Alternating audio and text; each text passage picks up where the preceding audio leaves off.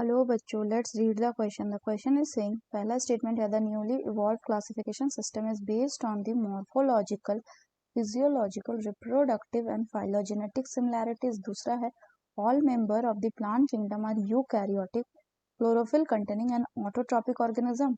3 में है specialised cell structure to fix atmospheric nitrogen can be seen in some member of eubacteria. चौथा, in basidiomycetes, the sex organ are absent but plasmogamy is brought about by fusion of two vegetative or somatic cell of different strain or genotype. Select the option containing correct statement. Correct statement वाला option हमें select करना है. 1 में 1 and 2, 2 में है 1, 2 and 3, and 3 में है 1, 3 and 4, and 4 में है all are correct. तो आइए देखते हैं बच्चों हम इसका की कंसेप्ट. तो अगर हम बात करें इसके की कंसेप्ट की, तो इसका की कंसेप्ट क्या हो जाएगा? So the key concept is sexual reproduction in बैसिडोमाइसिटीज.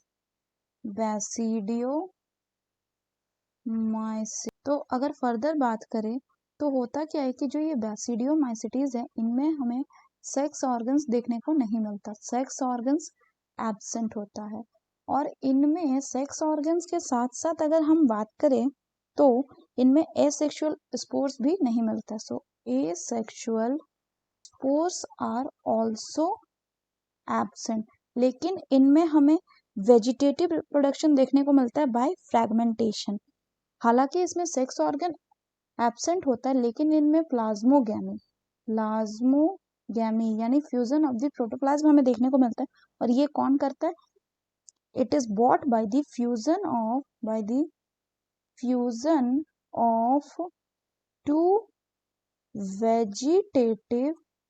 Vegetative और सोमैटिक सेल्स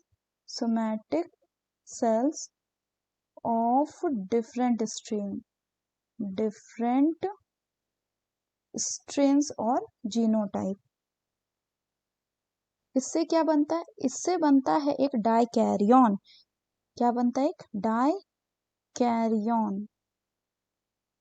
और इस डाइकैरियन बाद में किसको बनाता है? ये डाइकैरियन बाद में गिव राइज करता है टू दी बैसिडियम. और फर्दर बात करें तो इस बैसिडियम में क्या होता है? इस बैसिडियम में आपका कैरियोगैमी एंड मियोसिस होता है. Karyogamy and meiosis. और मियोसिस होके ये क्या बनाता है? It will produce 4 बैसिडियोस्पोर्स. तो ये हो गया एक ओवरव्यू किसका? सेक्सुअल रिप्रोडक्शन इन बैसिडियोमाइसिटीज का.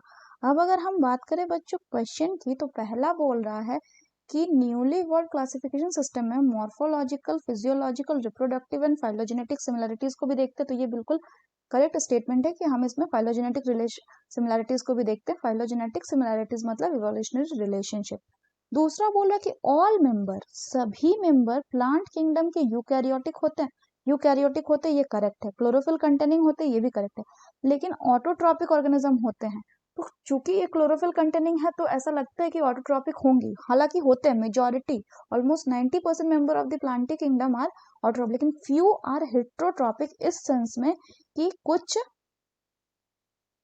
इंसेक्टिवोरस प्लांट्स भी प्रेजेंट होते हैं. Parasitic, insectivorous and parasitic plant are also present. Plants are also present. जैसे कि bladderwort, Venus flytrap. ये क्या हो जाएगा? ये हो गया इंसेक्टिवोर्स. एंड कुस्कुटा जो है ये पैरासिटिक हो जाएगा. तो ये स्टेटमेंट कैसा हो गया? गलत हो गया. क्यों? क्योंकि इसमें हमें पार्शियली हेट्रोट्रॉप्स ऑर्गेनिज्म भी देखने को मिलता है.